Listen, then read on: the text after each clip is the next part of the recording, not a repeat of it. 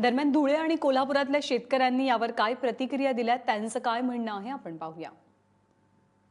मार्केटमध्ये आज पोझिशन अशी आहे की जे नरेंद्र मोदींनी जे निर्णय घेतलेला आहे, जे 500,000 नोटा जे बंद केलेल्या आहेत, त्यामुळे इथं शेतकऱ्यांना फार मोठं नुकसान सहन करावं लागलेलं आहे।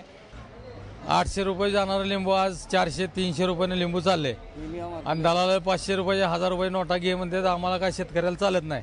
आमचं काय डिझेल टाका सुद्धा पंपात 500ची नोट घेण्यात आम्ही शेतकऱ्यांनी काय करायचं। सध्या म्हणजे माल आमचा 300-400 जाणारा 100-150 सुद्धा गेलेला नाही। त्यामुळं आता आम्ही फोडलं सगळं कसं काय करायचं आम्हाला काय कळेना झाले। आज पगार दिला तर उद्या रोजगारी कामावर येणार आहे, तिथनं पट्टी तर मिळत नाही, माल तर शिल्लक आहे। शेतकऱ्यांनी काय करायचा मोठा प्रश्न झालेला आहे। अगोदर दिवाळी मंदीचं एक लाट भरपूर आल्यामुळे काही सुद्धा चालेना झालं शेतकऱ्यांना। बिलं भागवायला लागतात। आता 500 नोटांनीच बिलं भागवायला लागतात। 5-5, 10-10,000 रुपये काय 10च्या नोटा मोजायच्या गावात या दलाल घेत नाही ती 5-10 म्हणजे ते 10च्या नोटा मोजायच्या गावा बंडल मोजायचे गावा 1000-500च्या नोटा आणायला लागतात आम्हाला। आणि ते पहिले शिल्लक जे असलेले नोटा असतात त्याच आता येतात आमच्याकडे। गिराईक पण 50 रुपयाचं माळवं घेते, भाजीपाला घेते आणि 500ची नोट देते। बोलते आमच्याकडे पैसेच नाहीत, द्या सुट्टे।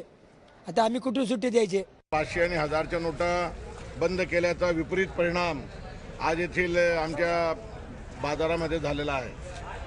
कारण की जो गिराईक 1000 आणि 500च्याच नोटा घेऊन येत होते आणि पंतप्रधानांनी जाहीर केलं का 1000 आणि 500च्या नोटा मध्यरात्रीपासून बंद चलनातून बाद करण्यात आलेल्या आहेत। आणि त्याचाच परिणाम असा झाला का जो पण गिराईक 50 रुपये 100 रुपयाचा माल घ्यायला यायचा तो पण 1000 आणि 500च्याच नोटा घेऊन यायचा आणि त्याच्यामुळे त्यांना त्या नोटा काही कोणी घेत नव्हतं आणि त्याच्यामुळे शेतकऱ्यांच्या मालावरती आज विपरीत परिणाम झाला।